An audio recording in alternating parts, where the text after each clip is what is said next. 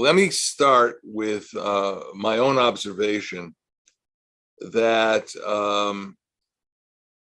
there's something surprising and disturbing about the international responses to this war.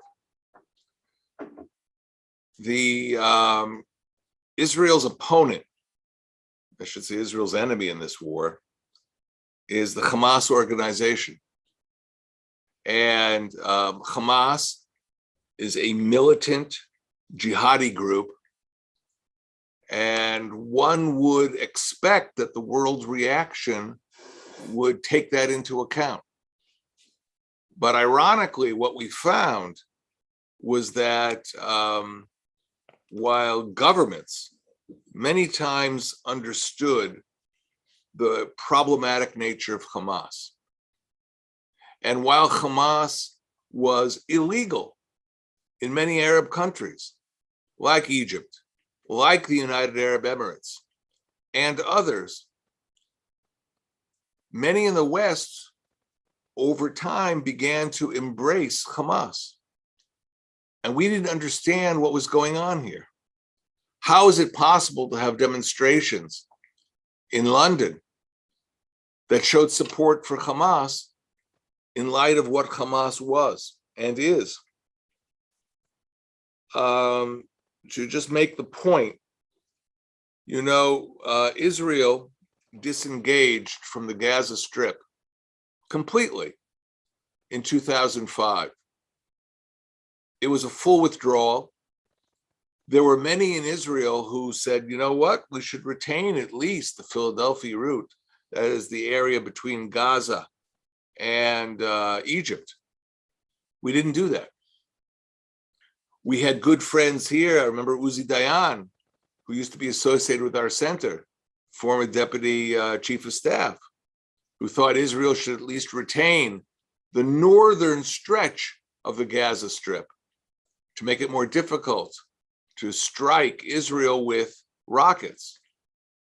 Israel did not do that either. The withdrawal was total. It involved some 9,000 Israeli settlers. It involved all our military positions. But for some reason, there was a residual hostility on the part of Hamas and on the part of the Palestinian leadership in Gaza that sustained the war.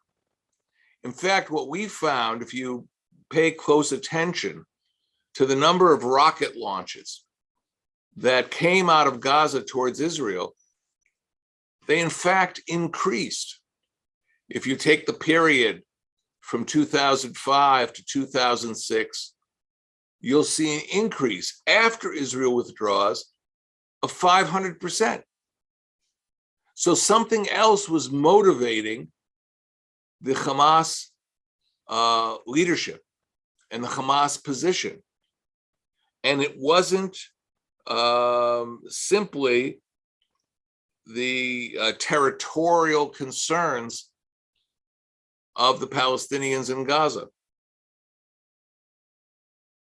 If we try and identify what is and what was the ideological approach of Hamas towards Israel, it's important to look at some of the fundamental documents which Hamas has.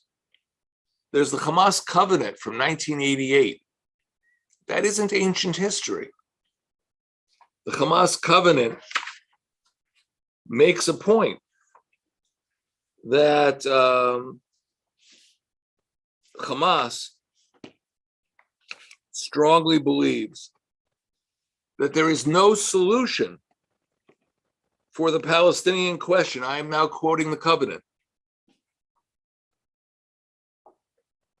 except through jihad. And the covenant continues. Initiatives, proposals, and international conferences are all a waste of time and vain endeavors. The Palestinian people know better than to consent to having their future, their rights, and fate toyed with. And then they quote a hadith.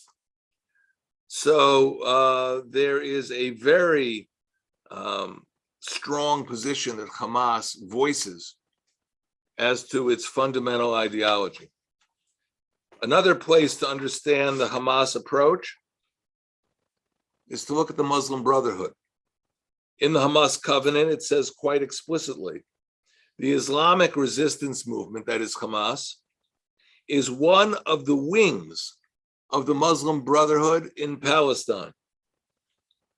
So one has to take into account that the Hamas is driven by positions taken by the Muslim Brotherhood and positions taken over time. It is interesting to note, for example, that the Muslim Brotherhood has traditionally taken a position regarding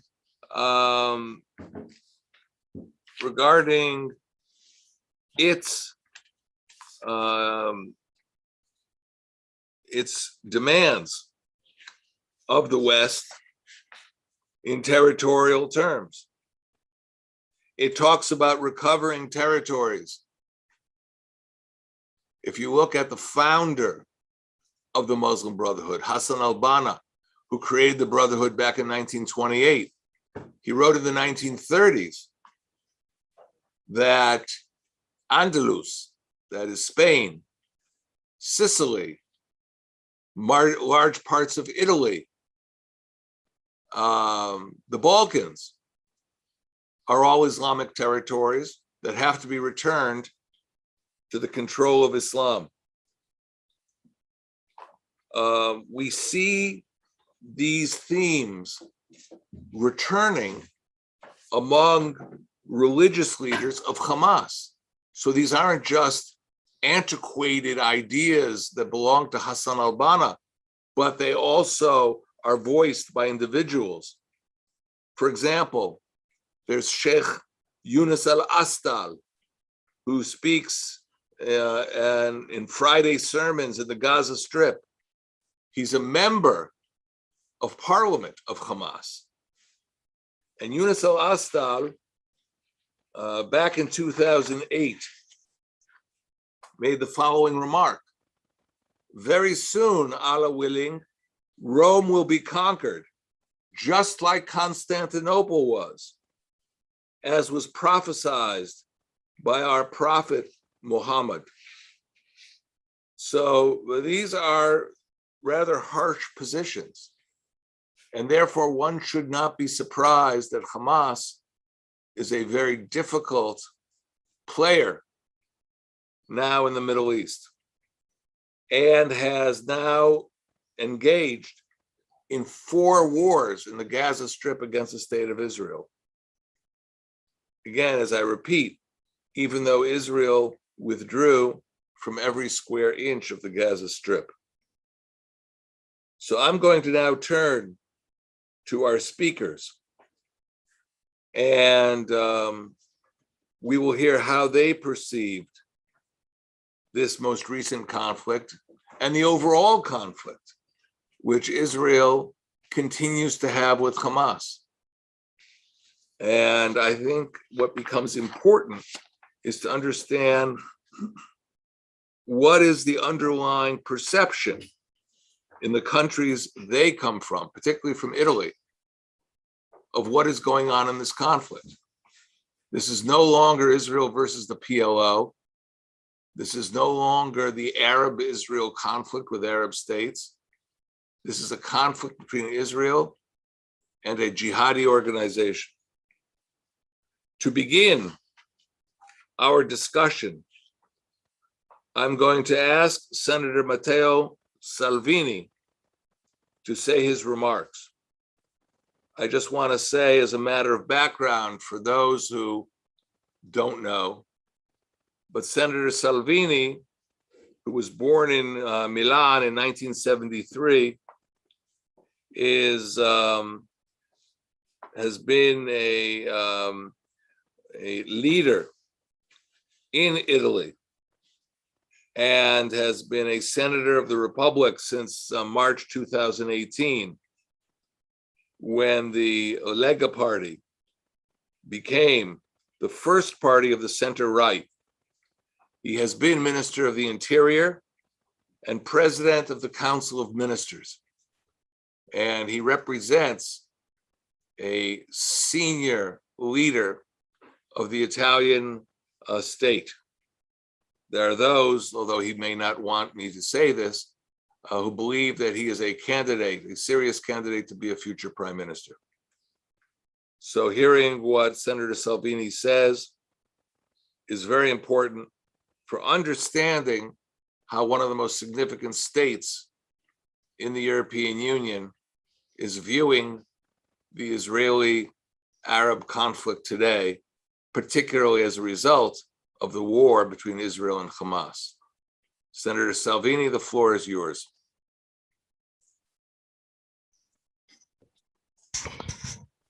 Dovrebbe accendere il microfono, attivarlo su Zoom. Dovrebbe attivarlo su Zoom, senatore. Ecco, io qua chiudo e poi la richiamo. Benissimo. Ok. Ok, abbassa qua. Ok. Thanks a lot, Mr. Chairman. Very good. Thanks a lot. Fiamma. Io mi impegno. I commit myself a 2 o 3 gesti to 2 or 3 gestures, 2 concrete gestures, per riequilibrare una carenza di informazione che in balance Italia a lack of information è pesante. which is rather heavy on the Italian scene. Primo, mettere nella casella email, nella casella della posta di tutti i 900 colleghi parlamentari, to put in the email of all my parliamentary colleagues lo statuto di Hamas, the statute of Hamas. I'm going to send this to all my colleagues in the Italian parliament. I 36 articoli, the 36 articles, un documento che molti miei colleghi a document which many of my colleagues a Roma e a Bruxelles in evidentemente Rome non and Brussels conoscono, are not aware of, e che parla and which speaks di guerra santa, of holy war, che all'articolo 8 which is Article indica 8 il jihad come sua of via, jihad as the way, che all'articolo 7 and recita testualmente Article 7 which recites che l'ultimo giorno non the verrà last finché day tutti i shall not musulmani non come until combatteranno all contro gli ebrei Muslims e i fight against musulmani the non li Hebrews. uccideranno, e che sempre l'articolo And 7 also in ricorda Article 7 reminds us che la dottrina di Hamas è that the doctrine of presente in Hamas tutto il mondo is present e all over the il world, movimento di resistenza islamico and ha un it's the carattere resistance movement of universale. Islam of a universal level. Probabilmente alcuni miei colleghi non Some of l'hanno my letto, ma lo colleagues haven't commentano. led this, but they Probabilmente alcuni direttori di giornali e di some telegiornali newspaper editors haven't che parlavano di una reazione of spropositata, a violenta e assassina di disproportionate Israele, reaction of colpita da Israel 4.500 missili at the end of 4,500 missiles. Haven't read this Probabilmente document. non l'aveva letto neanche Perhaps our friend Joseph Borrell also hasn't read this, che durante l'aggressione subita da while Israele invitava Israel underwent the attack, al cessate il fuoco. invited a ceasefire. Quindi Therefore, informare parlamentari e we shall giornalisti che inform evidentemente non parliamentarians conoscono la and situazione. journalists who are not aware of the situation.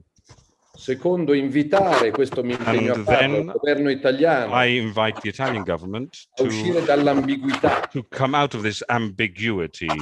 Ancora da ultimo, durante Even in the latest conflict, Consiglio per i diritti umani dell'ONU, the Human Rights Commission of the United Nations ha fatto l'ennesima risoluzione contro Israele. approved the latest resolution against Israel. Ahimè, con l'Italia astenuta. Alas, Italy abstained from this, Come troppe volte accade al governo as italiano. happens too often to the Italian government. It abstains too often. Sorry, I'm having some problem with the audio. I'd like to bring this to attention. I'm not receiving a clear audio, so there is a lot of lag. Is a problem? E la connessione è un po' così perché io la sento a tratti e per quello riesco la gran parte a tradurre, però ci sono dei momenti di lag effettivamente, non per colpa sua ovviamente.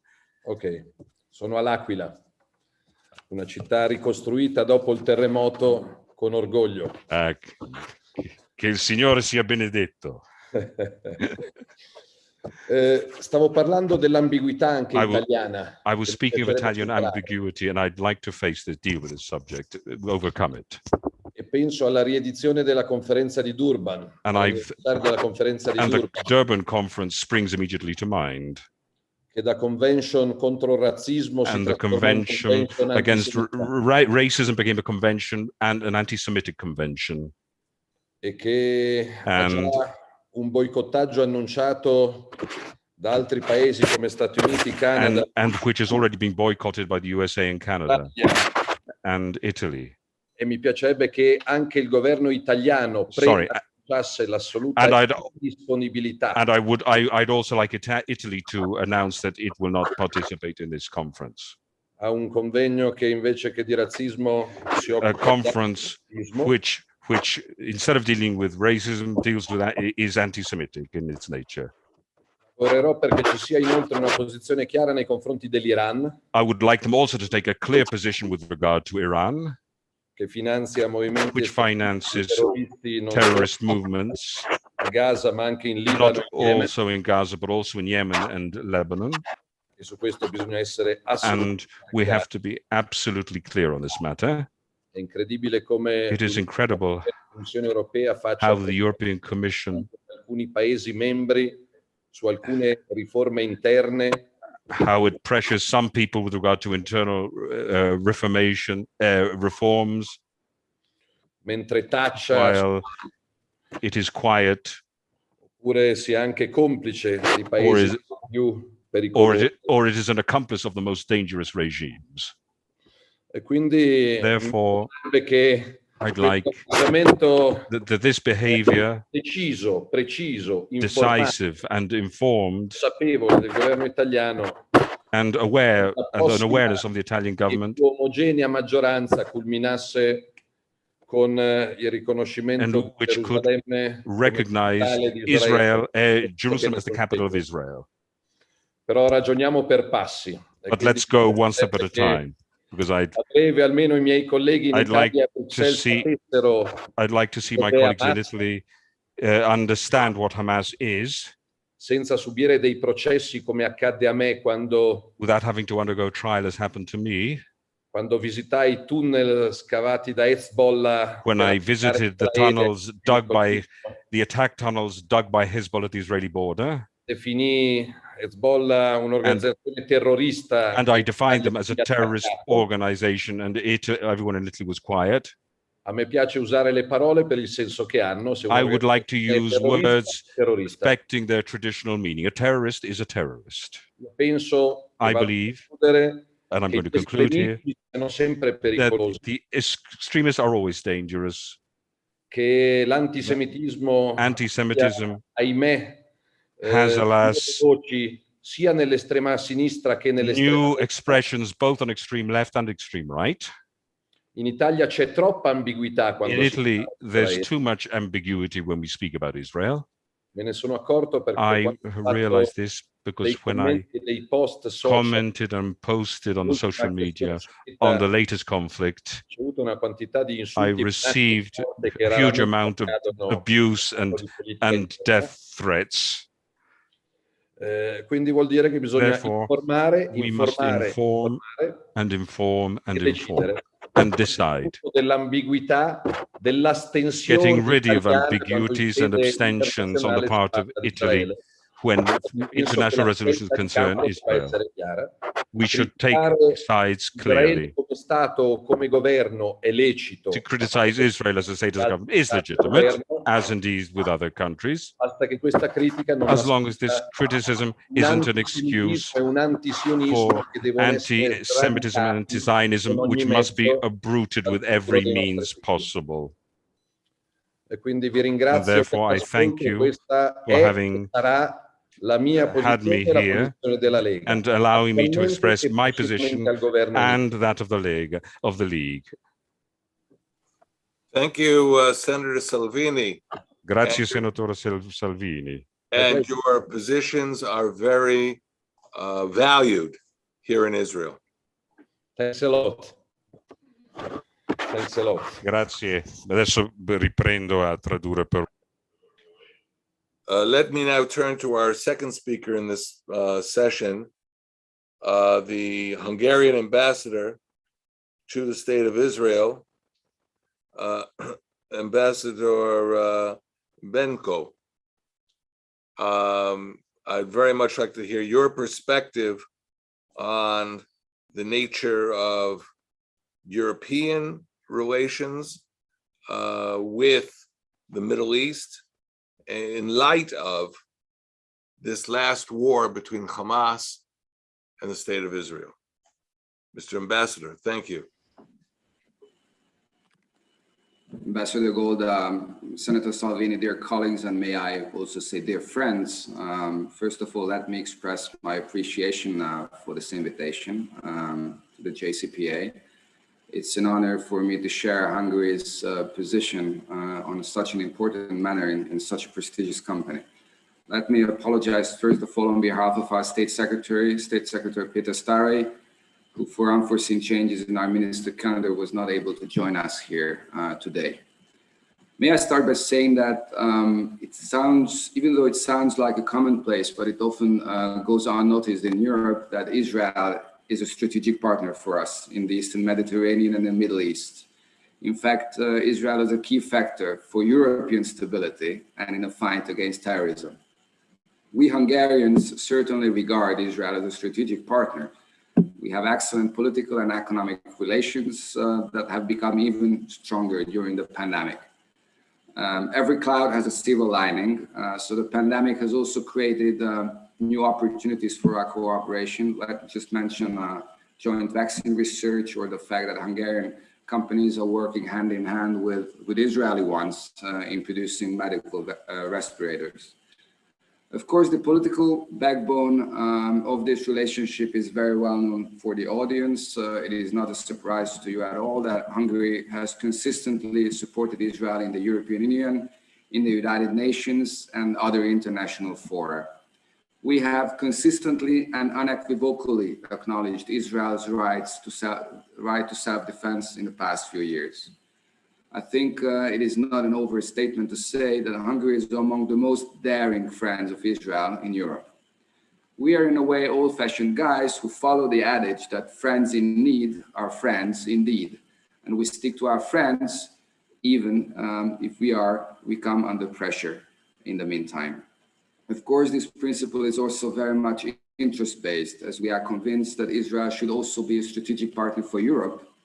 And we regret to see that this potential is not used to its full potential, to say the least, and in a very diplomatic manner, due to political reasons.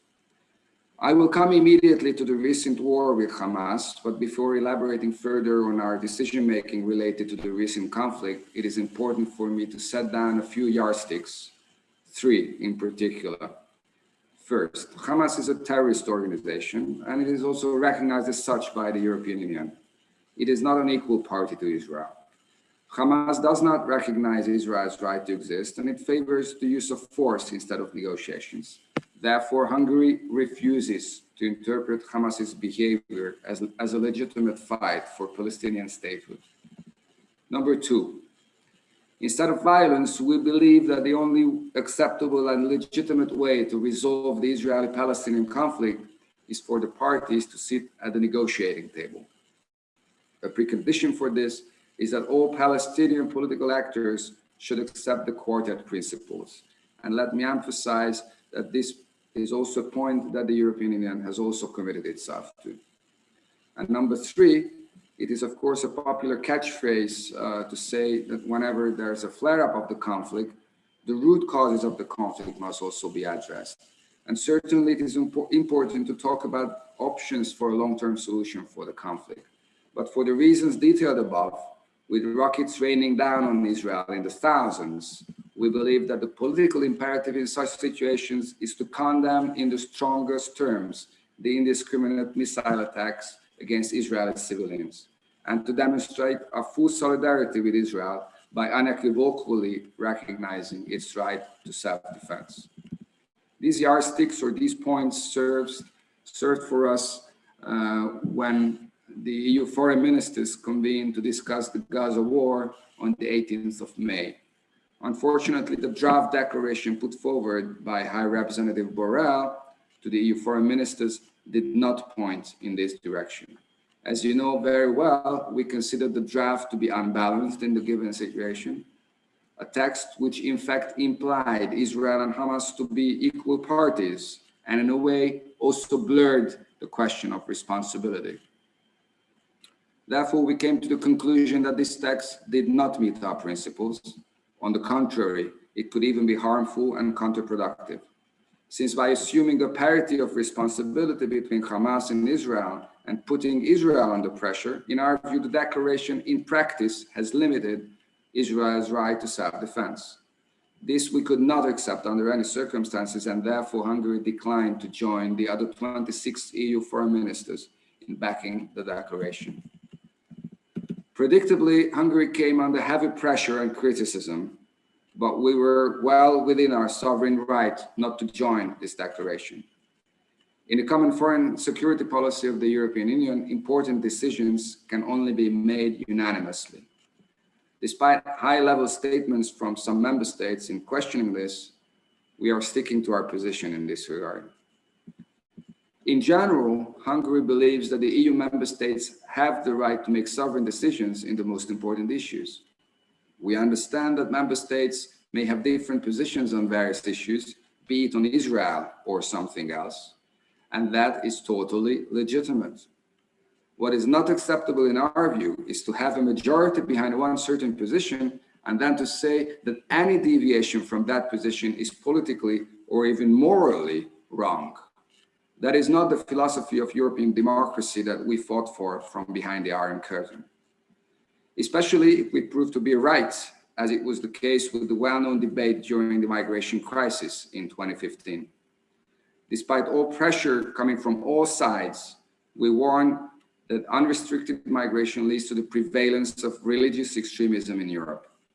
Therefore, we said no to illegal immigration by sealing off our southern borders, in fact, the external borders of the Schengen area of the European Union. The reason that I'm bringing up this subject here is not to reopen a debate on something else, but because it has a relevance to the topic that we are talking about today. For we cannot separate this issue of illegal immigration to Europe from what we have seen in the last 2 months during and after the war, the conflict triggering anti-Semitic hate marches in various European cities. I can tell you that such demonstrations of hate and anti-Semitism would have been unthinkable and unacceptable in Hungary, where the government declared a policy of zero tolerance on all forms of anti-Semitism. I must also add that support for Israel went way beyond the government and was also echoed in wider Hungarian society. And of course, when it comes to fighting anti-Semitism, I must also add that as Minister of Foreign Affairs and Trade, Peter Szijjártó, pointed out in a letter to the Shimon Wiesenthal Center a couple of days ago, Hungary is staying away from the 2021 Durban conference. And in fact, Hungary is becoming the first EU member state to do so. My presentation has expanded long enough, so it's time to wrap up. As I said in the beginning, it comes from the strategic nature of our relationship that we will strive to maintain and strengthen our bonds, also with the new government in Israel. And we will be working within the European Union and elsewhere to continue with that partnership. Hopefully the Hungarian V4 presidency, the presidency of the Visegrad Group, which has just started a few days ago, will be yet another vehicle in the pursuit of this goal. Ladies and gentlemen, dear friends, thank you so much for your attention. It was a pleasure. Thank you. Thank you very much, Ambassador. Your rejection of Durban, just like Senator Salvini's rejection of Durban, is deeply appreciated here in Israel. I just want to add one point, and that is the hard-line statements of Hamas and the Muslim Brotherhood but particularly the Muslim Brotherhood, reflect positions that we have heard over and over again. And even your neighbor, President Erdogan, his party talks about returning to the gates of Vienna. That's not that far away from Hungary. Unfortunately, the extremism that is common to the Muslim Brotherhood and Hamas is prevalent in a number of organizations and countries that affect the future security of Europe.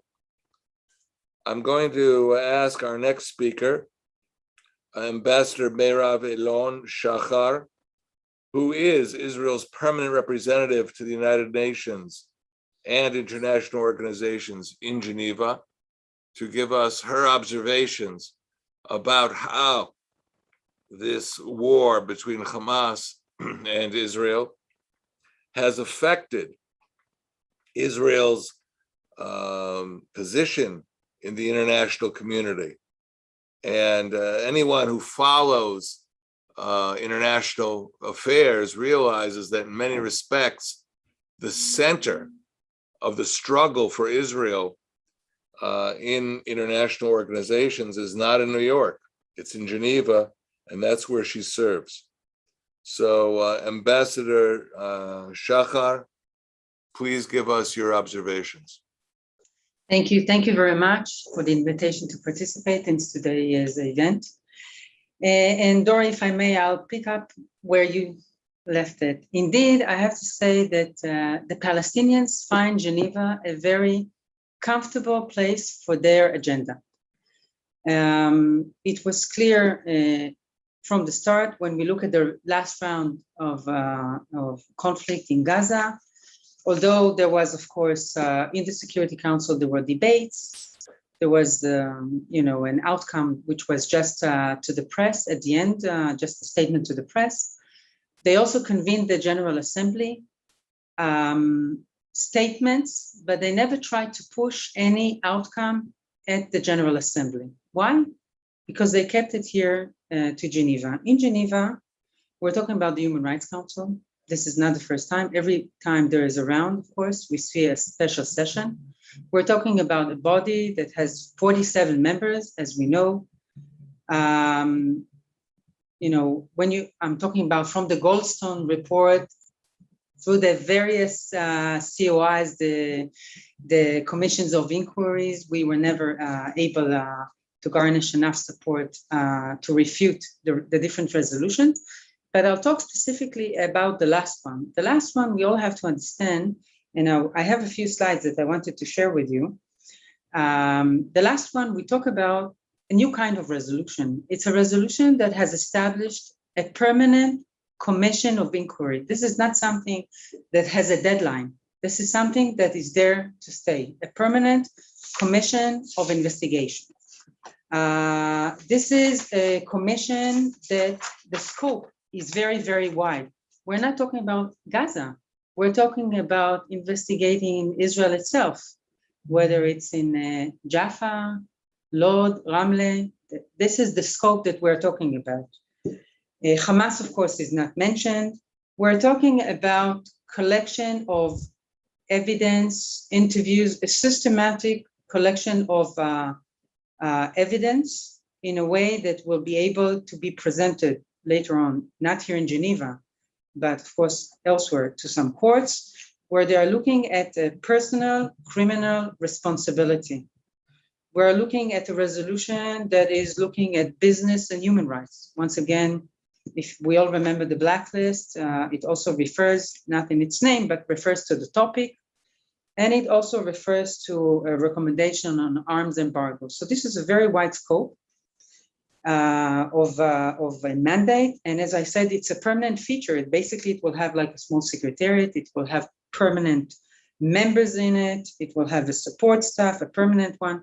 We're looking at, most people don't ask, but I will tell you that we're looking at a body that the estimation during the special session was that it will cost member states between $5.4 to $8 million a year. to sustain such a permanent body. Now, looking at the Human Rights Council, if I may just share, just to remind us all what I just want to make sure. Can you see it? Sorry. Are you able to see what I'm sharing with you? Okay, good. Yes. Okay, very, very good. I just wanted to, sorry. Here's the permanent agenda. Yes, yeah, okay, that's it. So just to remind ourselves that the Human Rights Council was created in 2006. In fact, I was at the time in New York, and I negotiated on behalf of the State of Israel the establishment, and we were very disappointed with the outcome. Israel voted against it. And the permanent agenda, this is just a permanent agenda, just to remind us all that when we're talking about Syria, Chad, or Ethiopia, any other situation around the world, it's usually under item 4 or under item 2. Of course, for Israel, we have a special item that is reserved. So we are on the agenda permanently. The council meets 3 times a year. We are constantly on the agenda, and you have numerous resolutions that deal with us.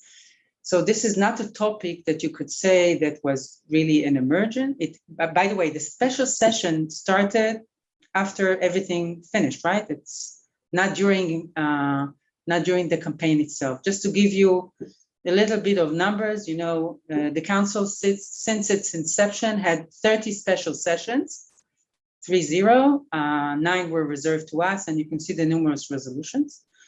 So just to reinforce what I'm saying, that it's a body that is constantly, our issues are dealt with. And just to show you the resolution that I told you that established, during the session, established a permanent body, another permanent body, not only a special item, permanent COI, that will collect evidence, will interview, and will be able to submit it to other places. These are the results. I'm showing you here the European results, because this is what we are talking about today. We're talking about Europe. And indeed, the results were that none of the Europeans supported the resolution. It's true, but some abstained. Some abstained, including Italy, as was mentioned before. But Italy was not alone. You had the Netherlands, France, Denmark, of course, and you had Poland.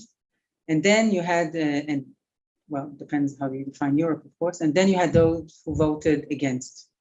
So that was very important for me to show. The commission has not been established yet. It's in the works, if we're talking about that.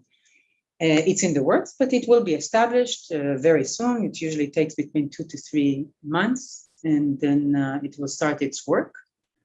We have to remember that when we talk about the Human Rights Council, when you talk about New York, but especially here, we're talking about, of course, the Palestinian Authority that promoted this resolution.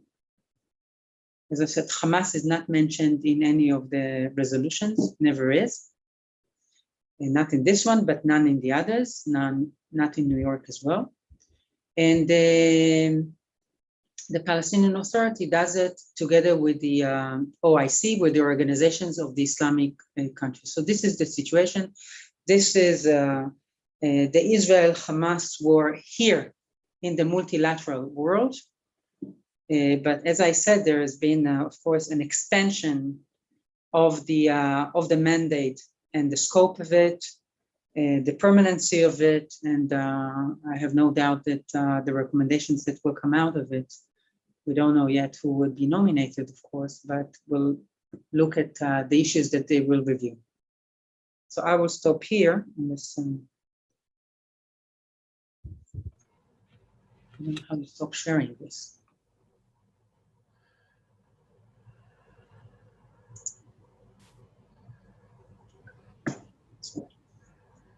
Thank you very much. By the way, just on your chart, Europe appears under WEOG, the Western European and Others Group, correct? Yes. No, it's also, it was also, Europe is divided with the Eastern Group and the Western, right? For example, Poland was on the Eastern Group. Hungary, for example, would have been on the Eastern Group had it been The Czech Republic voted against, Bulgaria voted against, and they're on the Eastern group. Right, right. But no, people might have been looking for Western Europe and they won't find it there. They'll find WEOG, which is Western European and Others Group. So now we will move on.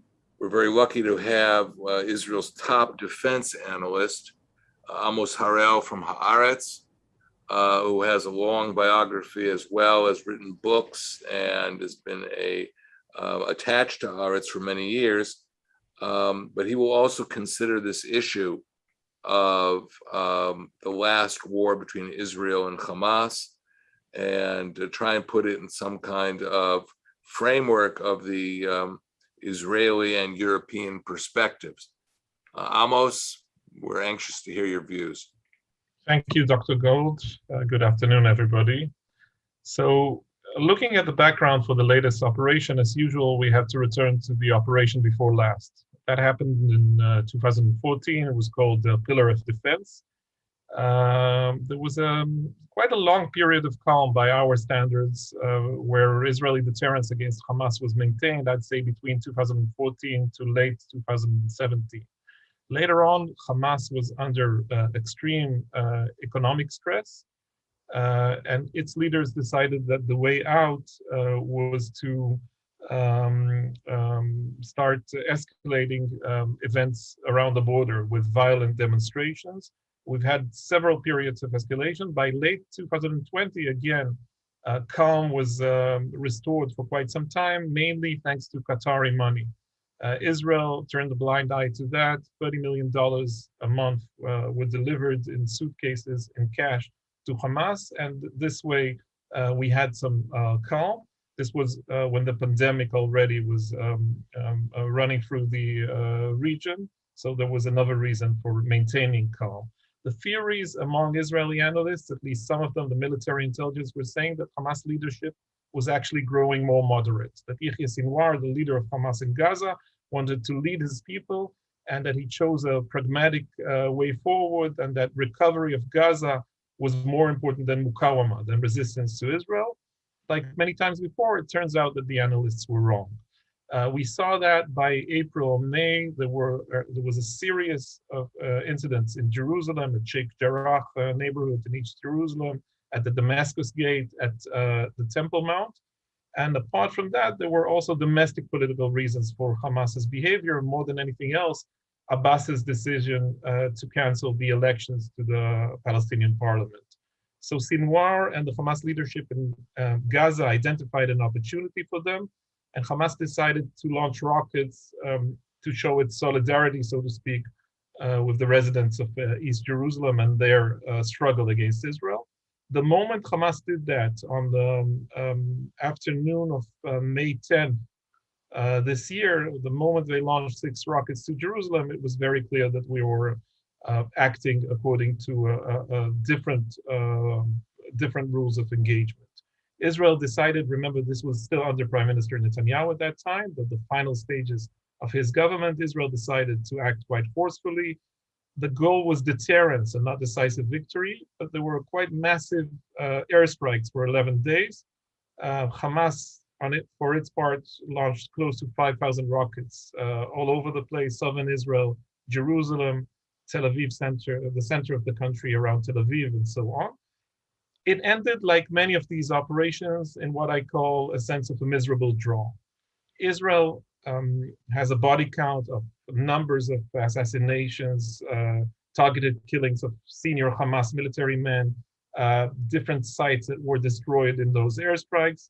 But Hamas was not that impressed. I think the main picture to show that, the main photo, is of Sinwar himself sitting at his destroyed office.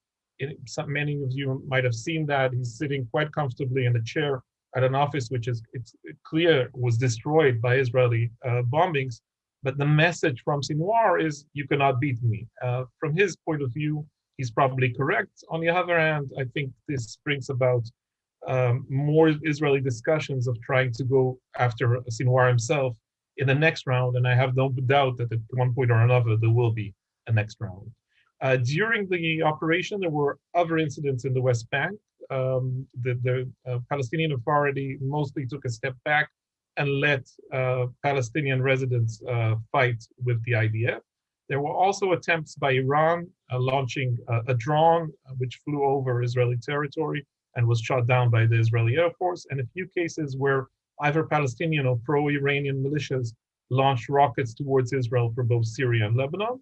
Perhaps most importantly, there were riots in East Jerusalem and also among Arab Israelis. This was the first wave of violent incidents of its kind for 21 years, and this was quite significant.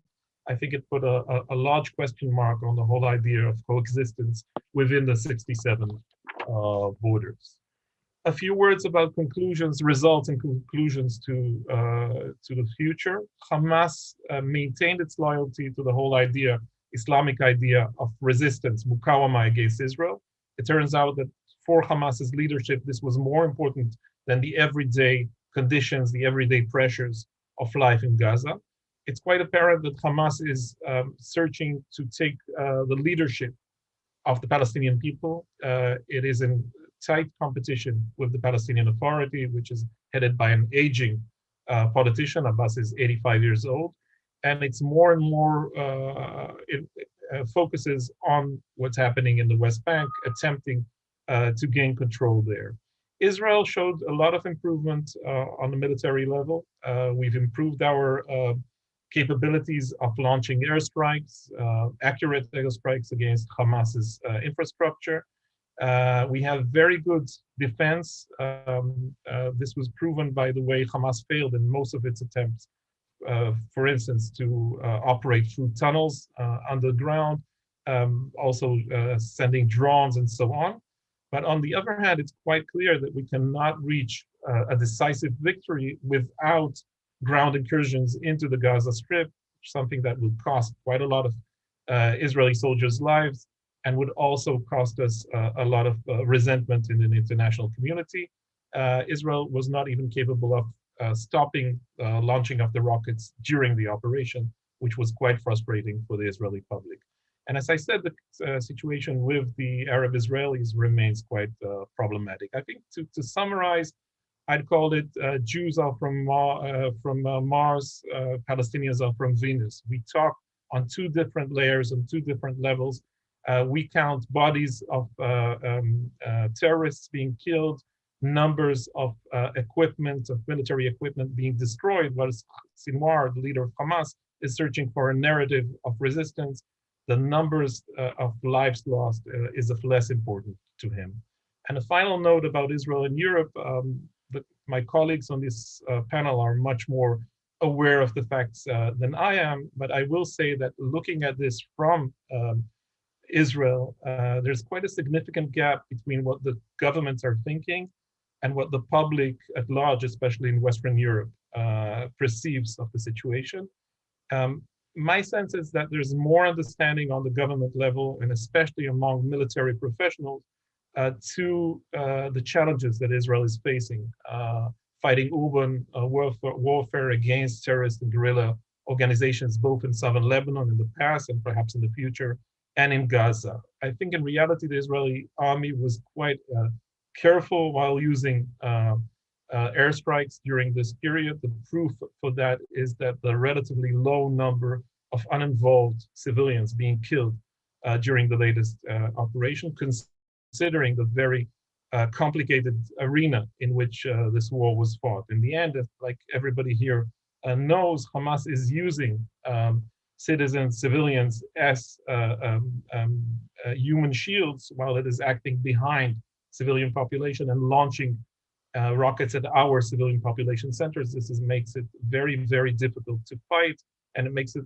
very, very difficult to make the distinction between fighters and civilians. What do they actually think? I think the proof of that is the fact that there's a big military exercise this week in northern Israel that has to do with urban warfare. And we have both European and even Arab troops here training shoulder to shoulder with Israeli soldiers. I think this says quite a lot about the perception among professionals. Thank you.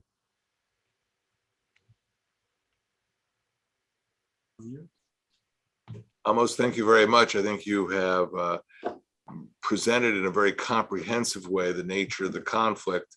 And in the end, you brought us and you brought the European observers into the dilemmas that Israel faces.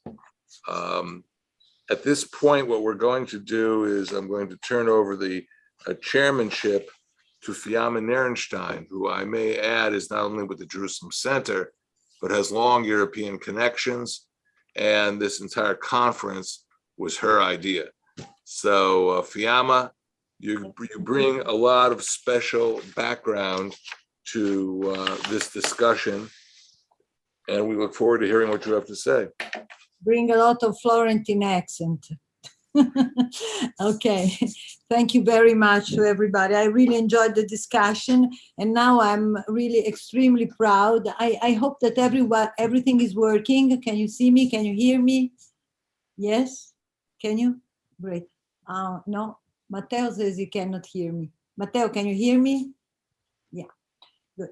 I'm so proud to be the chair of this panel, whose moral clarity and ability to think straight in any of their important assignment make it so very special, just like the first panel. It's so, it's really a very, very special webinar. So I've seen a lot in this period, but this is really great. Thank you very, very much. Thank you very much for being here. I would try to be very short, as much as I can.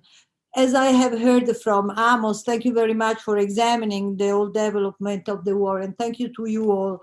And thank you to Matteo Salvini for having been so courageous in just taking a position, a totally new position about the Durban conference that has never been heard before. So as a journalist, I must underline that his request to boycott the conference to the Italian government is really something very, very, very important and politically important in a time where anti-Semitism is becoming more and more political, and this is really my point. Thank you to everybody. You said very important things.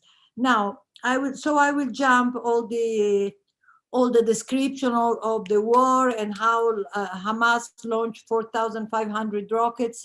I will only mention the fact that 600 missile landed short within Gaza borders, and nobody really noticed that. That is really a very strange thing.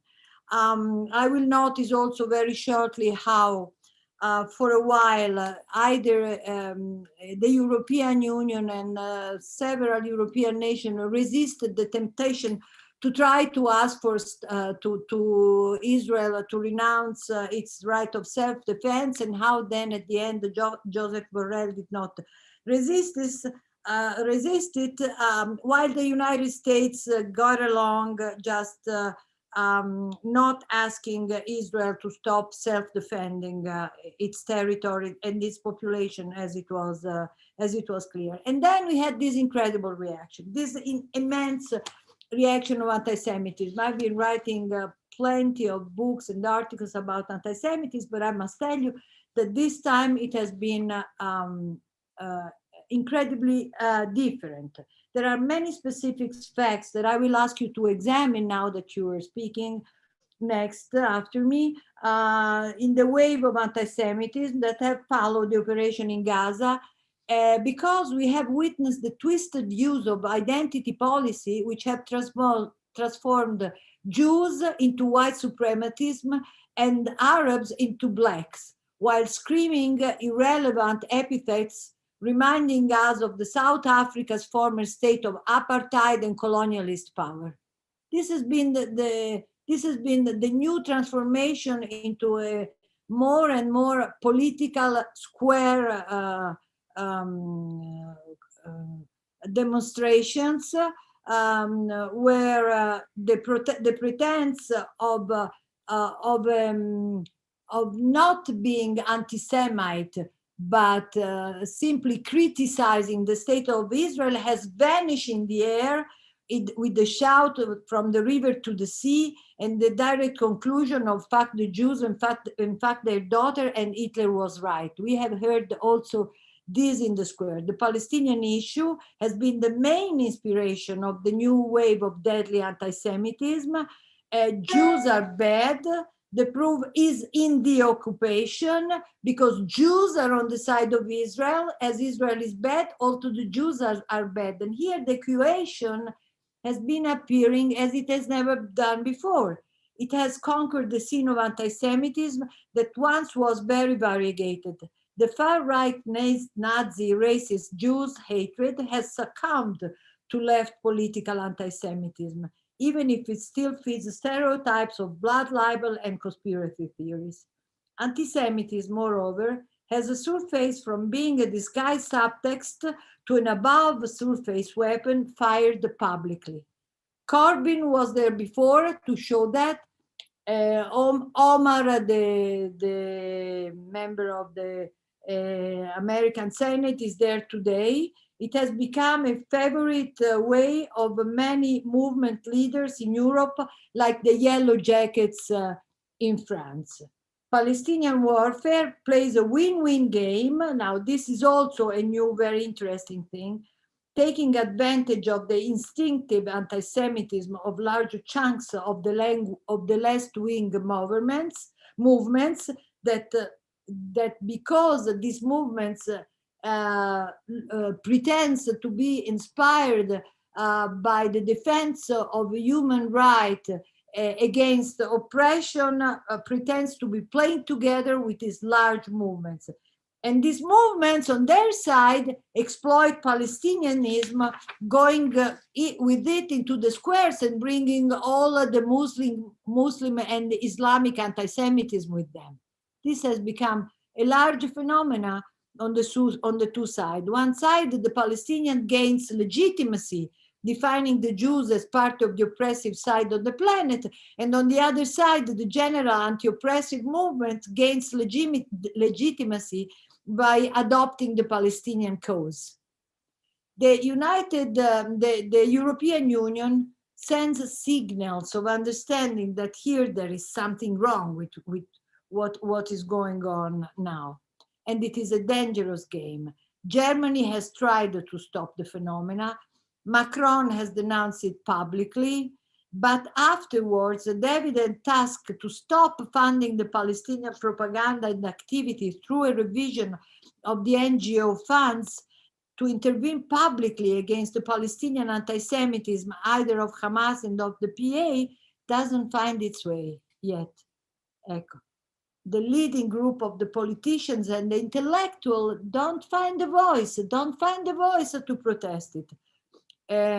So now we are in a situation where there is no difference between the Jewish people with its kippahs and its diaspora population, the pretended cruelty of Israel, and about its originally illegitimacy, either historically and morally.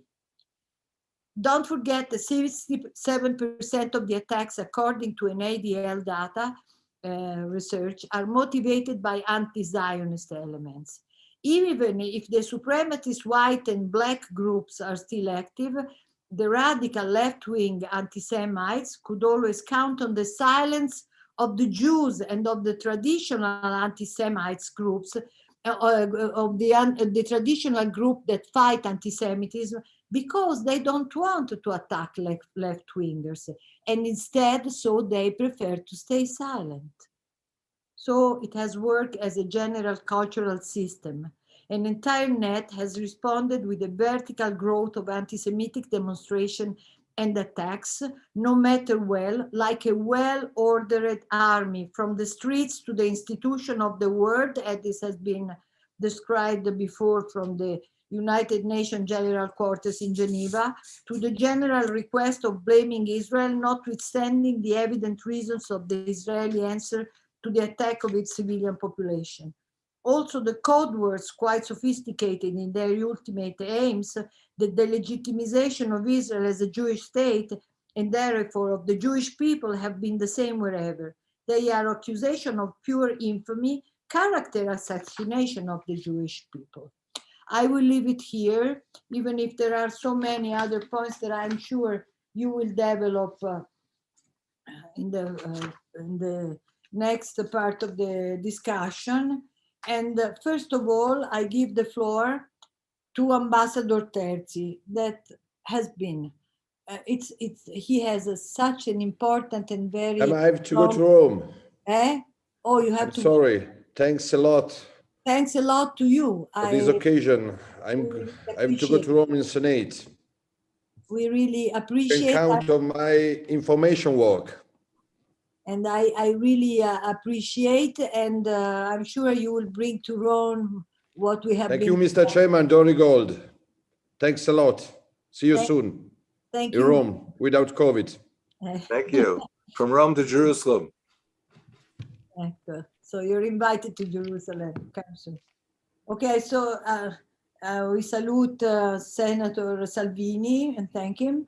And thank you so much. And then we thank Ambassador Terzi for being present here. Ambassador Terzi has been the foreign minister of Italy, has been also the ambassador to Israel and the ambassador to the United States.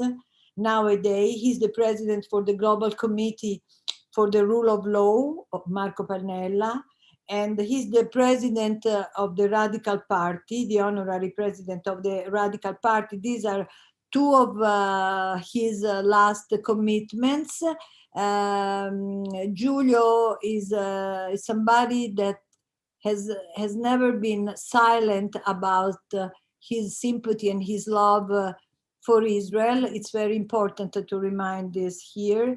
And his analysis, mostly his fight in this period against the ideology and the political attitude of Iran, is a leading force in the field. Please, Ambassador Terzi.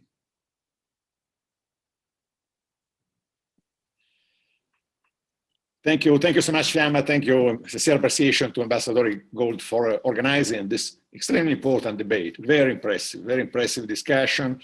Thank you for the invitation to this panel. And Fiamma, after what you have said, too generously in my regards, but also the content of your presentation is so in depth and so important, factual, that I feel like now in a position of presenting just a little footnote to what you have just said.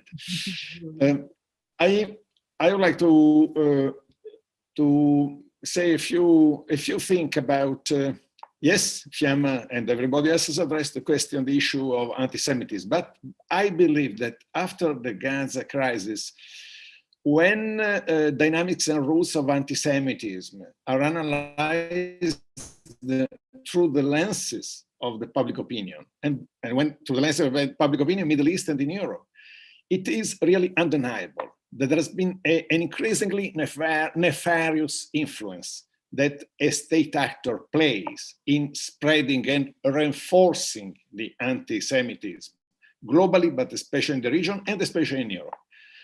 And this state actor is Iran.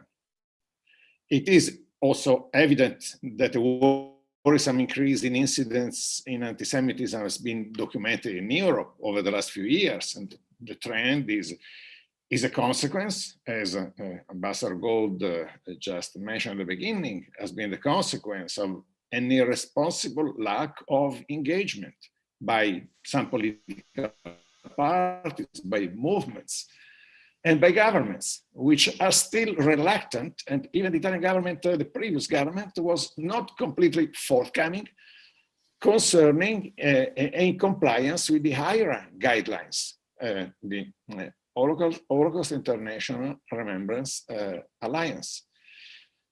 So that this hesitancy and even hostility when it comes to countering anti-Semitism sees conspiracy theorists, deep-rooted prejudice against Israel, radicalization and extremism among Muslims of recent or old immigration in Europe. And there are many examples. I don't want to dwell on these. UK Labour Party was already mentioned, AfD in Germany, or the QAnon. It was not mentioned up to now. Spreading an incredibly subversive hate propaganda in Europe and concentrating more and more in Germany and in other major European countries.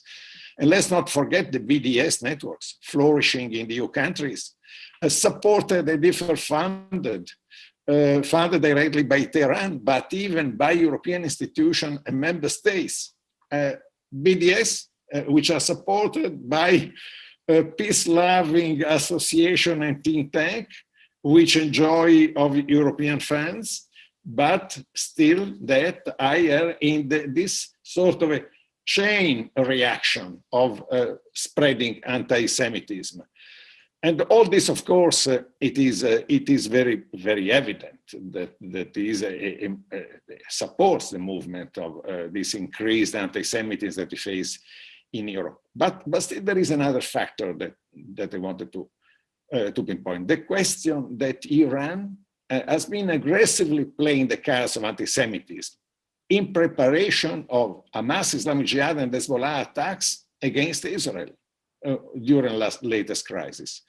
And it has been doing so strategically, with a vision, with a very strategic, in my opinion, a clear strategy, preordained. And was a strategy which is, if you look at the chronology and the sequence of what it happened, starting from demonstration, from incitement by Khamenei, Jarif, and other major players, and Raisi in particular, and then demonstration in Jerusalem and in many capitals around the world, instrumentalizing what had happened in Jerusalem in the occupation of the mosque by Arab extremists, Palestinian extremists.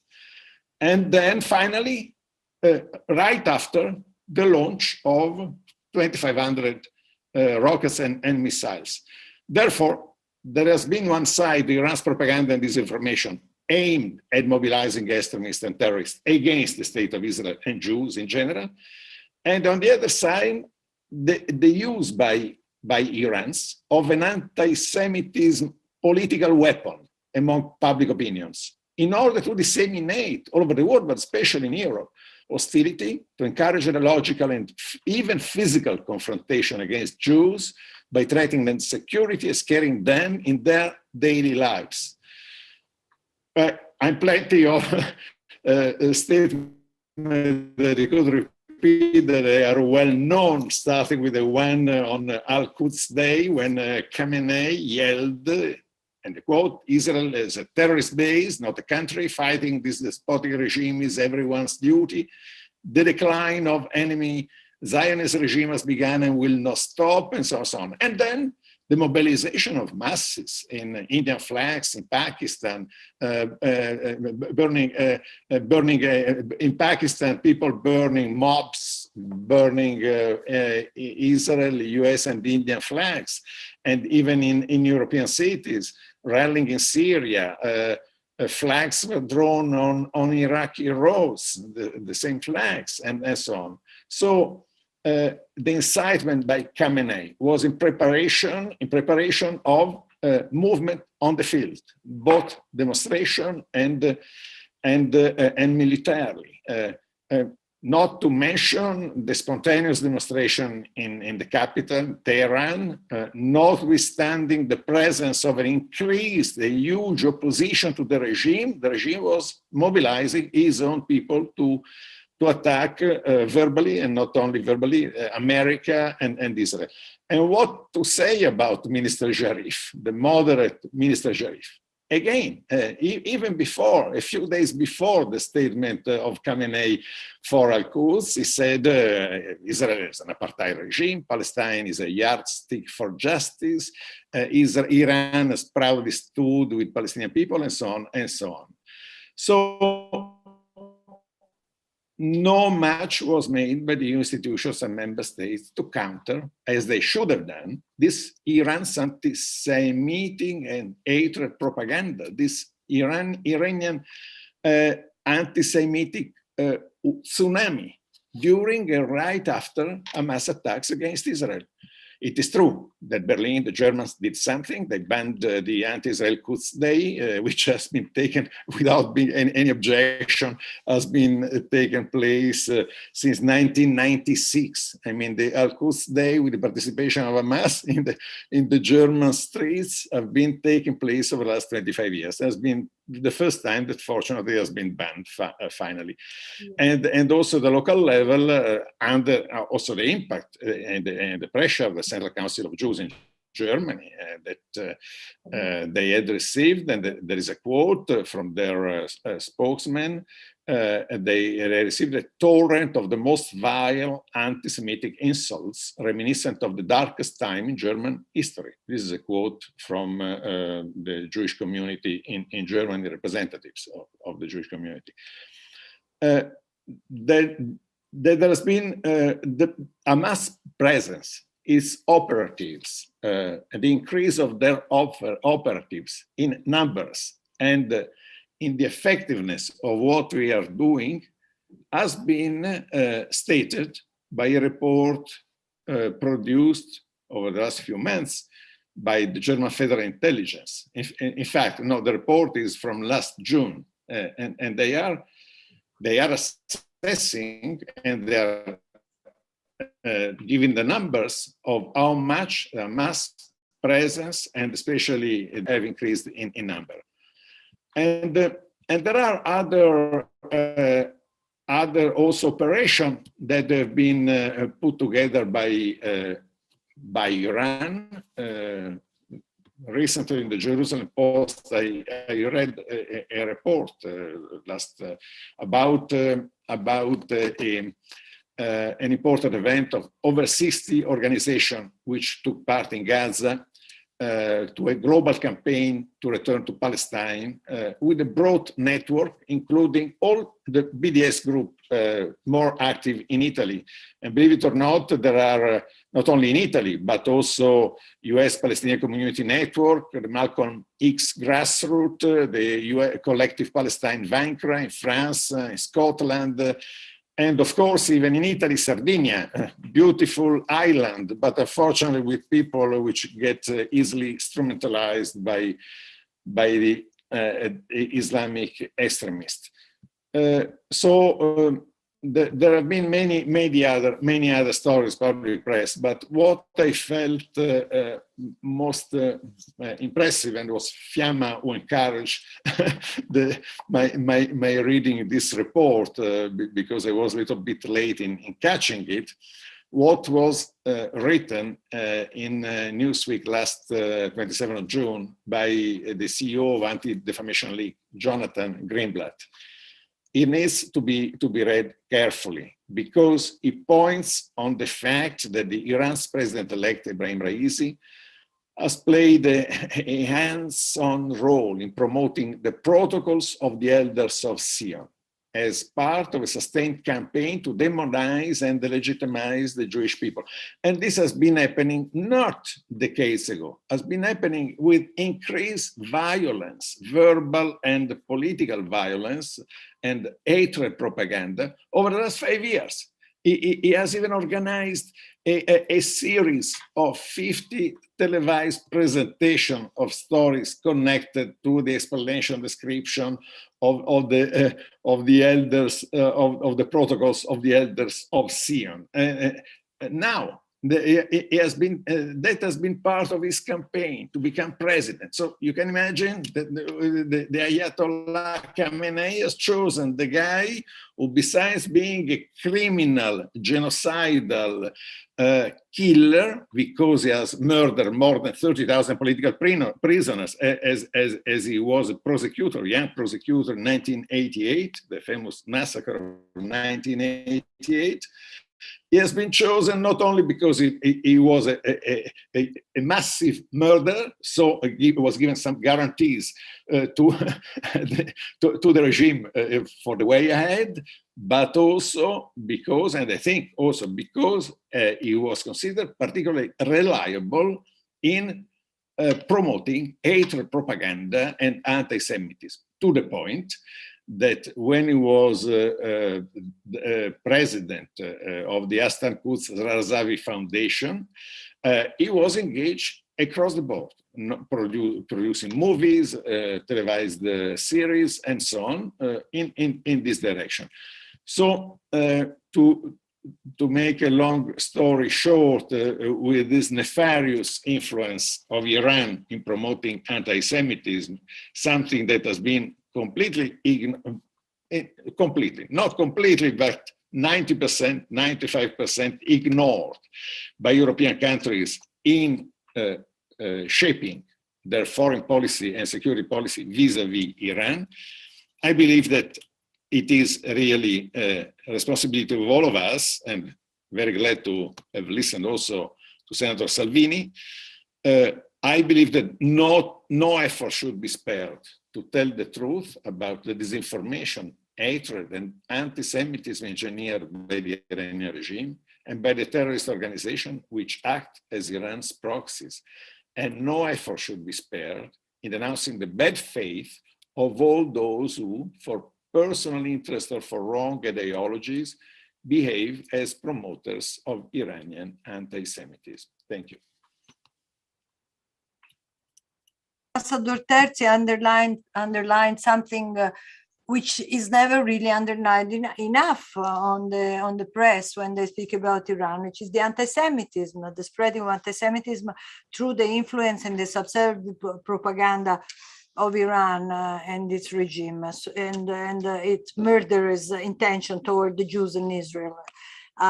It's very important that he has done it because it's a very basic part of what is anti-Semitism today. Nowadays, Iran is part of the basis of anti-Semitism, and it's good that it has been described and mentioned in depth over here. Now, I want to introduce Alan Baker, Ambassador Alan Baker, who is part of the Jerusalem Center for Public Affairs and is the director of the Institute.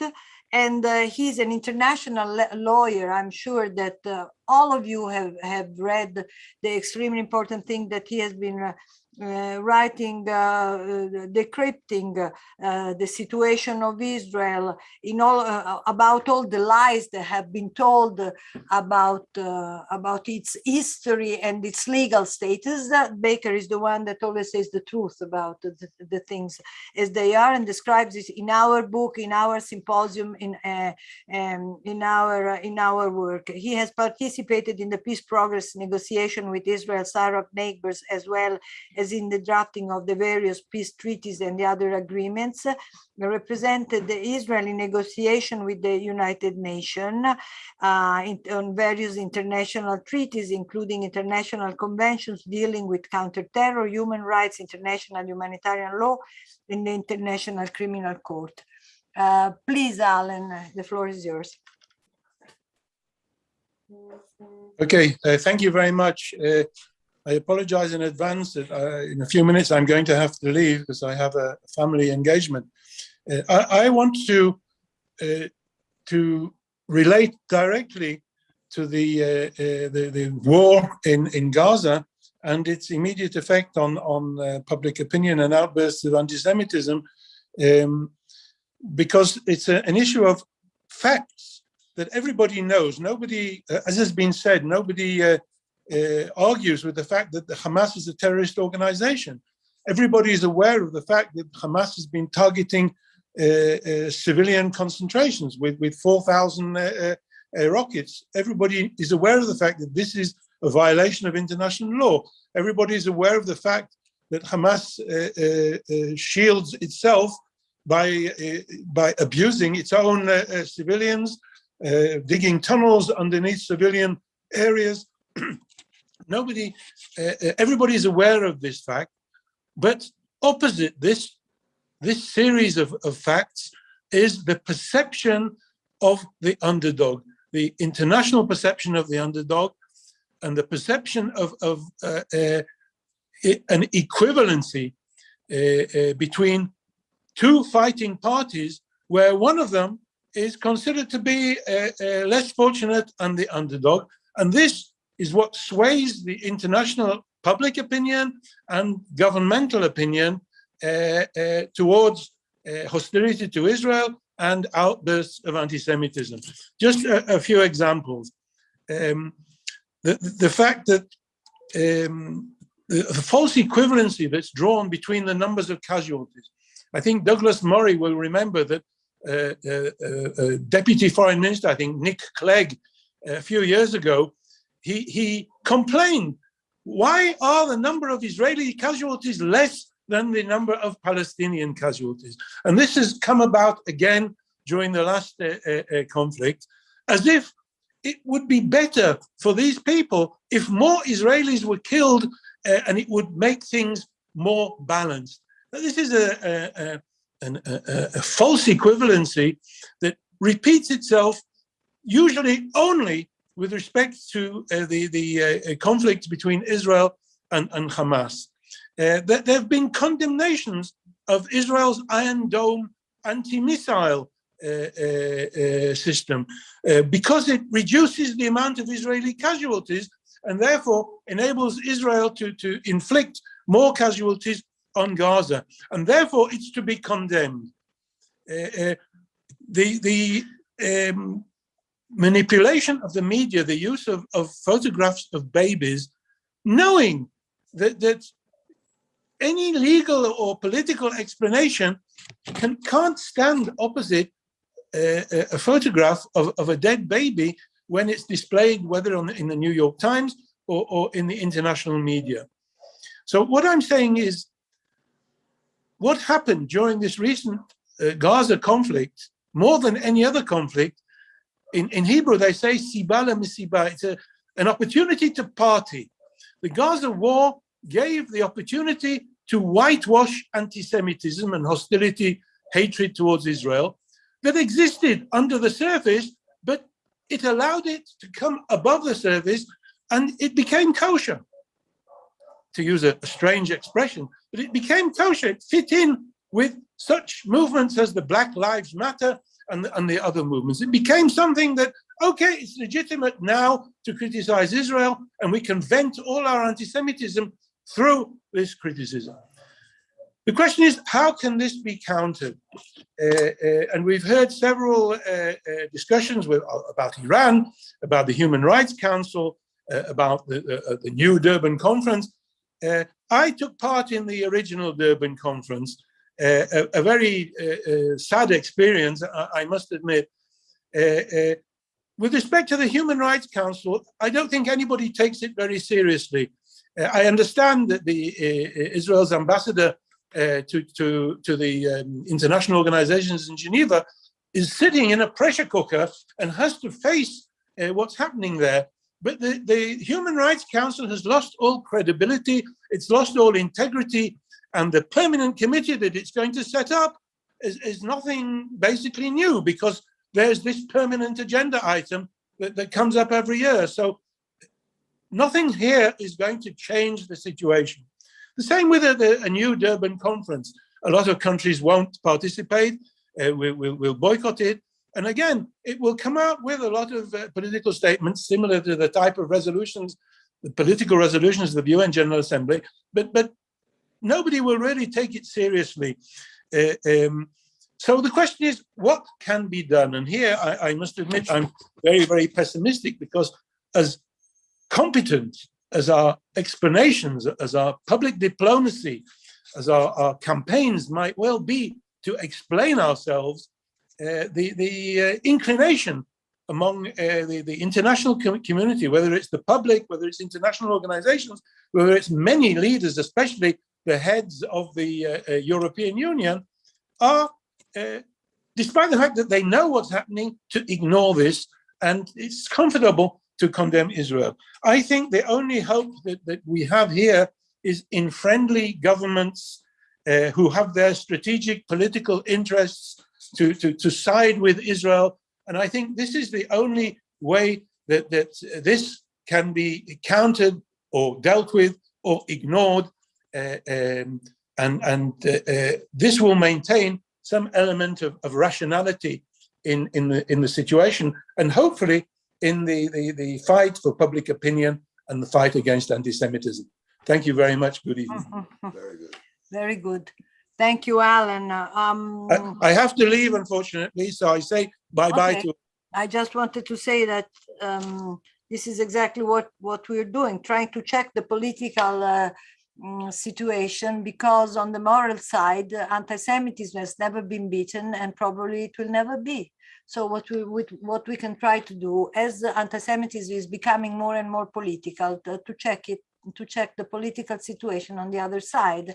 And this is exactly also my point of view. By the way, I also was in Durban at that time. It was sort of a bath of political anti-Semitism that I experienced for the first time. Now, nothing could be more useful than the next coming speech of Daniel Schwammenthal, that I welcome very warmly, the director of the American Jewish Committee and the Transatlantic Institute and the Secretary General of the Transatlantic Friends of Israel group.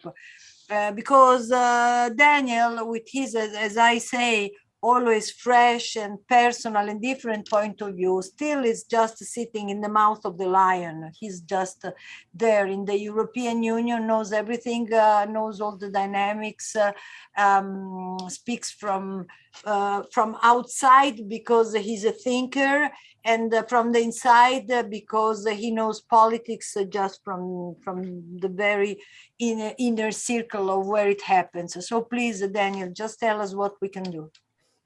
Thank you, Fiamma, for this very, very kind introduction and for having me participate here. I knew it would probably not be a good idea to prepare a formal statement here because of the many great speakers who were coming before me. So I'm trying to be very brief by trying to address a few of the issues that may have not yet been addressed, even though a lot of ground has been covered.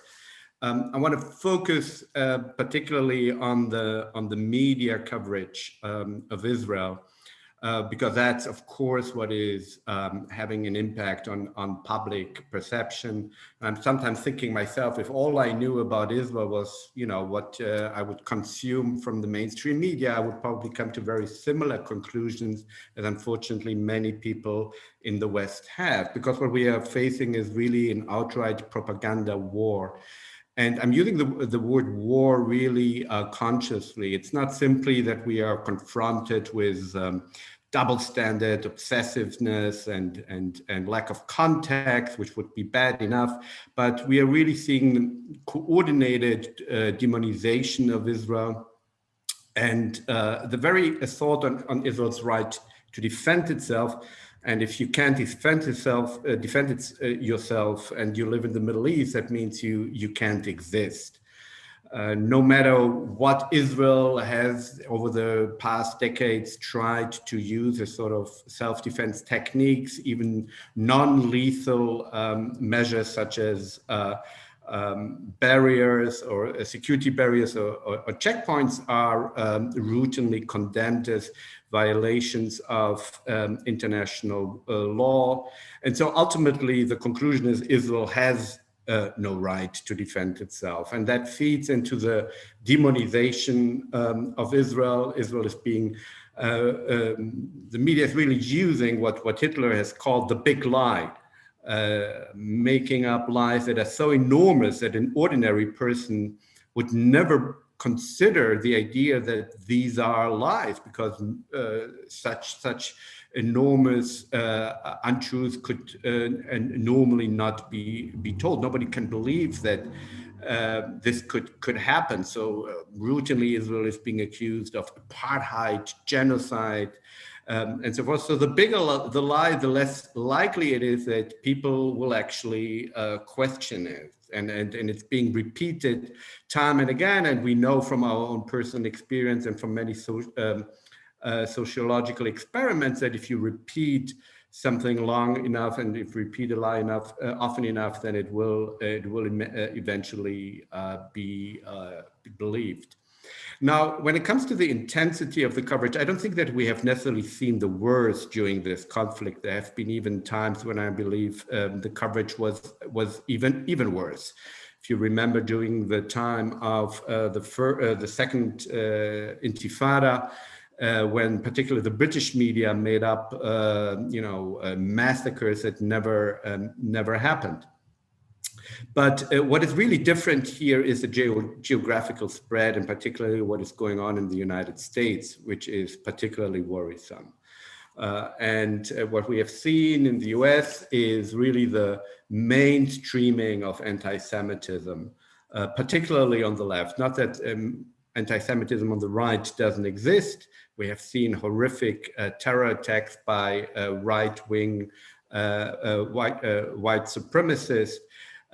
But ultimately, in society, the right doesn't have the same power and capital as the left has. And very, very briefly, what we are witnessing is sort of the a racialized Marxism, where everything is subsumed under the idea that every and any socioeconomic disparity is ultimately evidence of white supremacy. And the flip side of it is that, of course, any socioeconomic success must, by definition, be the result of oppression.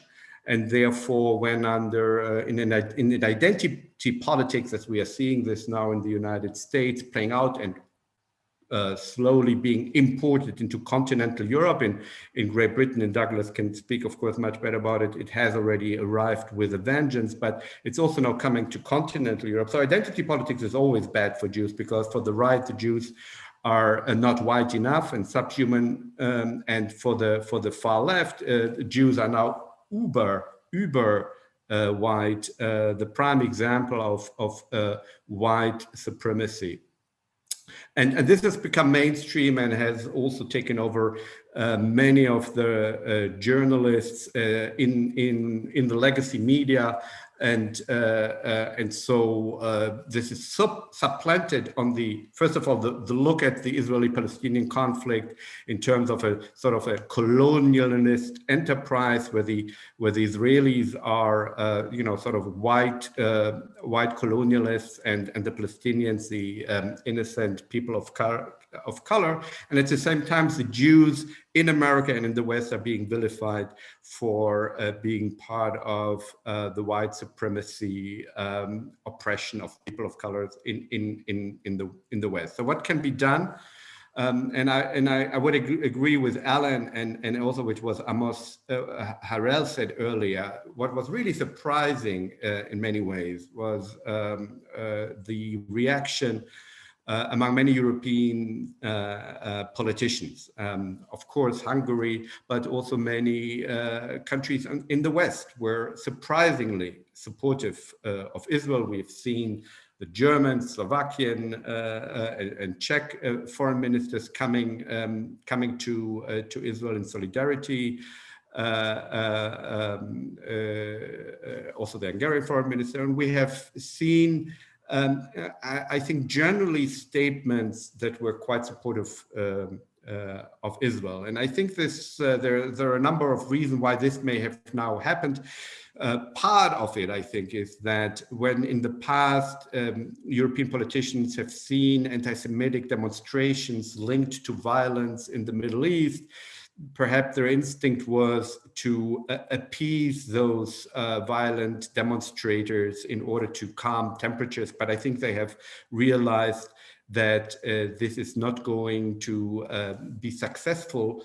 And they are also much more aware of the problem that anti-Semitism poses in Europe. And I think these pictures of anti-Semitic protests across the streets of Europe has actually steeled the spines of European leaders to actually come out more forcefully in favor of Israel. So I believe this is definitely the best weapon we have in our arsenal to try to really mobilize political leaders among the mainstream parties in Europe to really speak up, because that's the only way to counter the propaganda war in the media, and to correct the public image of Israel and therefore also of Jews, because if you demonize the world's only Jewish state, you automatically also demonize Jews in the diaspora. Thank you. Very interesting presentation, extremely interesting. We touched 2 points. Basically, one is the geographical spreads all over the world and the American surprise. And then the theme that which is connected to that of the identity politics. And then this is just quite a question about the German, Slovak, Hungarian, if there can be a sign that something is changing and that we can count on some friends around. We have also some chats that are asking us questions. I will go back to that after Douglas speaks. Now, Douglas Mary is somebody that when I don't know what to think about something, I grasp a book of his and I quickly go to his answers, which are the most relevant, in my opinion, of our time, the most foreseeing. His bestsellers are so well known. I just mentioned The Strange Death of Europe or The Madness of the Crowds. But, whatever Douglas Murray writes or the way he talks, first of all, you can find him wherever in the world. You just try to find him, and you know that he can be in Mexico or he can be in the United States or who knows where. You will find a webinar of his from, I don't know where you are now, but from the window you have behind you, looks like you are in England, your hometown, are you? Douglas, please.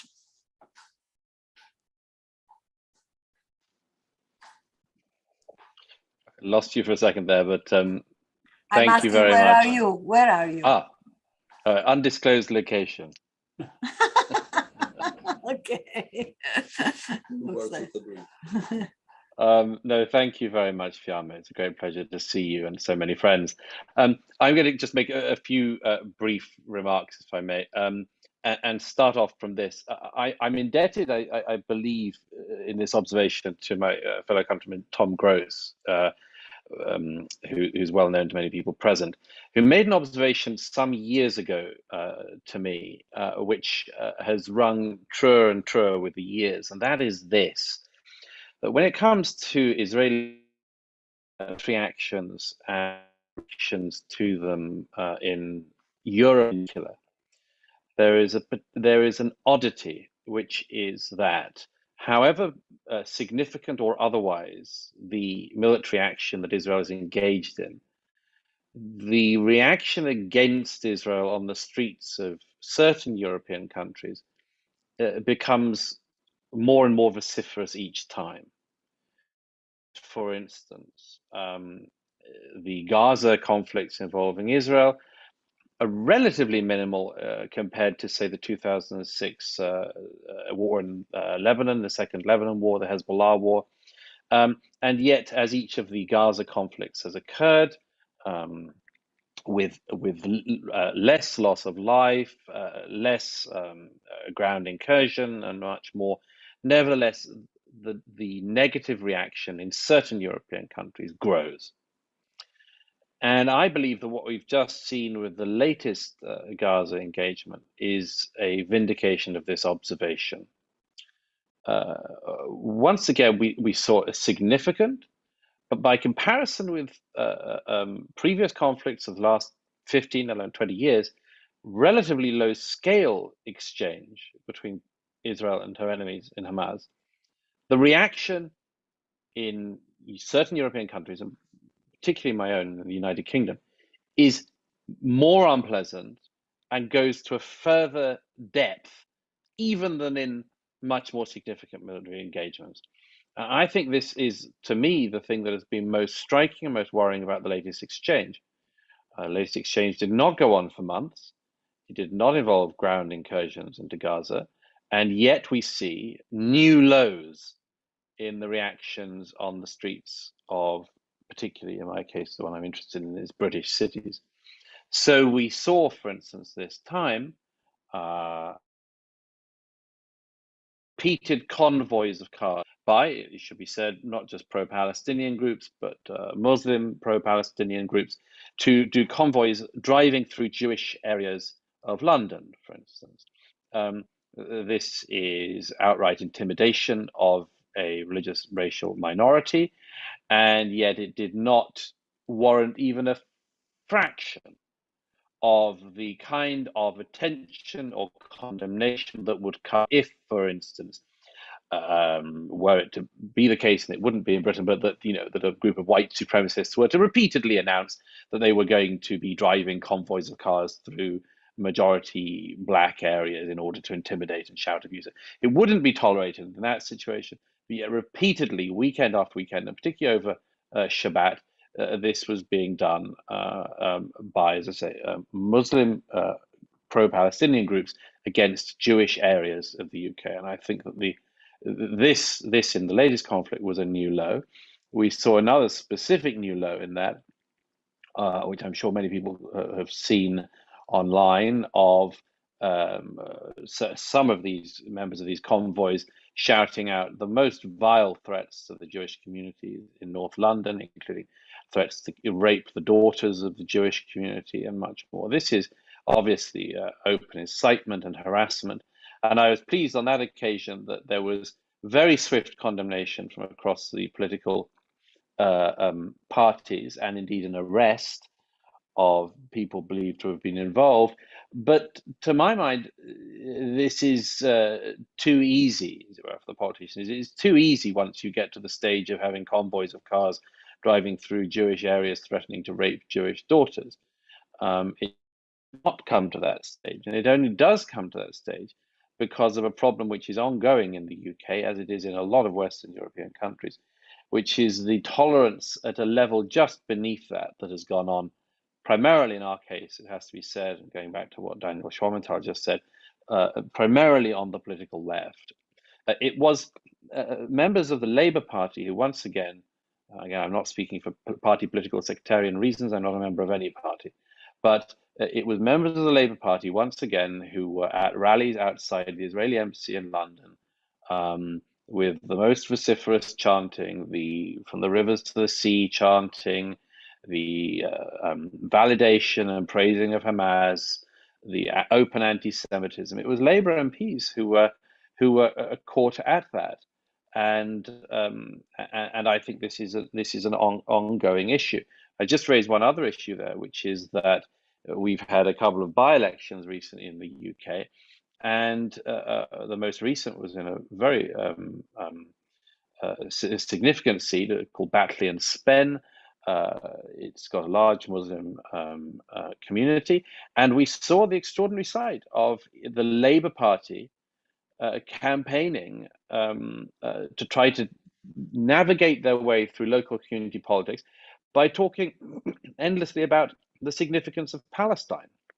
They also talked about Kashmir, as if Kashmir and Palestine, as they call it, should be issues in Batley and Spen in Yorkshire, where there are all sorts of issues.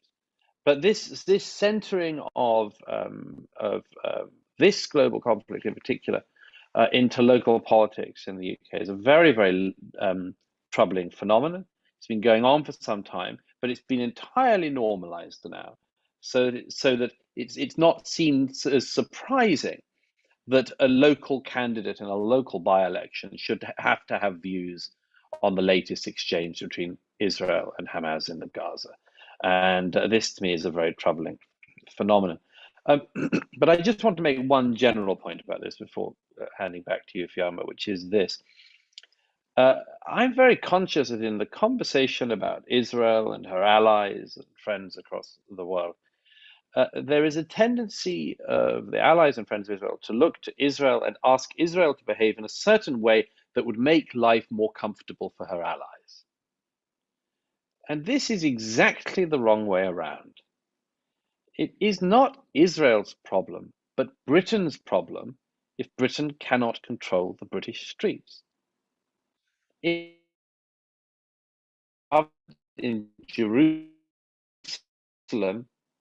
to adapt its military tactics to make it more satisfying and comfortable for the British police at protests in London. And as I say, the one main point I wanted to make on this is that it seems to me so important in discussions about the Middle East, and specifically in Israeli exchanges with the Hamas, people keep in mind the simple necessity of keeping their own stables clean to whatever extent that they can. And that therefore, the job of the British government is not to advise the Israelis on what to do. It is to make sure that Britain remains Britain and remains decent and non-toxic in these areas. It is not the job of any other government to tell Israel what to do to satisfy their own domestic situation. It is their duty simply to keep their own stable clean.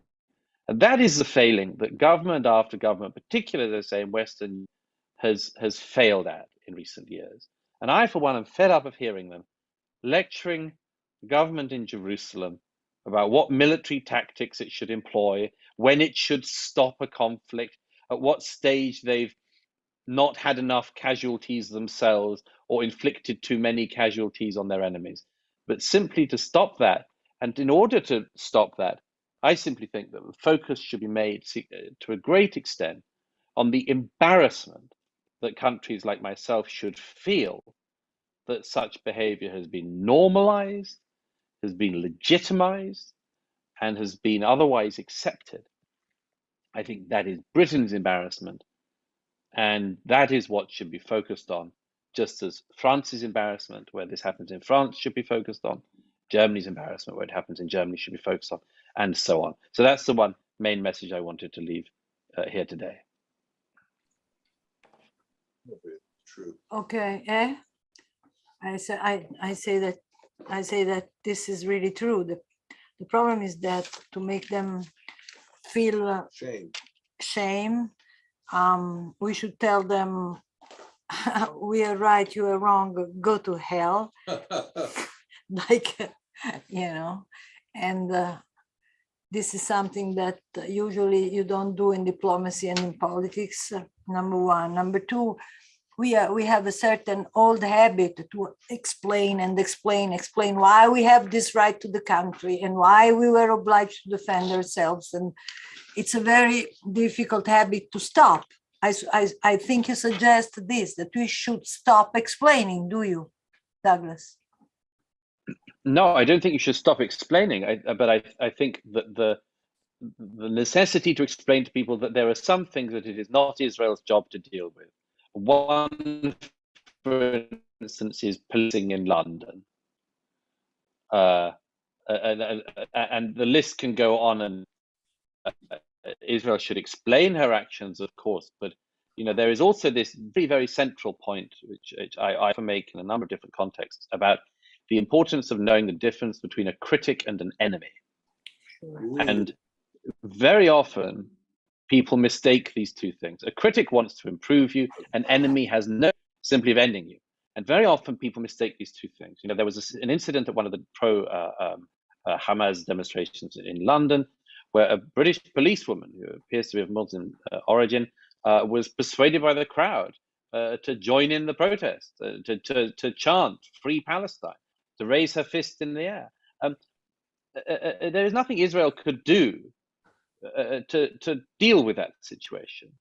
There is something that the Metropolitan Police should do to deal with that situation, and not just with that one individual, but with the very idea that any policewoman or policeman in the UK would not know what to do. But as I say, that person and the crowd around her, we're not talking as people who are critics of Israel, who would simply prefer a slightly cleaner engagement in the Gaza or slightly higher precision munition to be fired. They're not interested in that at all. They don't want you to fire any munitions because they don't want you to have any territory to fire them from.